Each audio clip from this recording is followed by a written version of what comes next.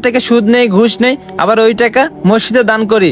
আর আমার টাকা পাতা হবে নাতে কার টাকা পাতা হবে? আর আল্লাহ পাক অসৎ পথের টাকা কখনোই গ্রহণ করে না। আর আমি তো আপনার মতো এইসব কখনো ভেবেই দেখিনি। শোন, এখনো সময় আছে, সৎ পথে চলাফেরা কর, সৎ টাকা ইনকাম কর।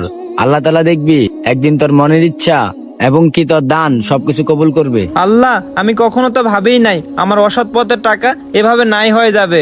শোন, সুদ খাওয়া, ঘুষ খাওয়া সবই হচ্ছে হারাম। এখনো সময় আছে, তুই হালাল পথে চল, আল্লাহর কাছে যা, মাপ চা, যা। ঠিক আছে হুজুর। হ্যাঁ, হুজুর গেল কই? তার মানে এটা মানুষ ছিল না। এই ভিডিওটা দ্বারা আপনারা কি বুঝলেন? অসৎ পথের টাকা কখনো আল্লাহ পাক গ্রহণ করে না। তাই সময় থাকতে সবাই সৎ পথে আসুন আর সৎভাবে ইনকাম করুন। আর ভিডিওটা একটু পরিমাণে ভালো লাগলে অবশ্যই লাইক, কমেন্ট, শেয়ার করে পেজটি ফলো করে পাশে থাকবেন। ধন্যবাদ সবাইকে।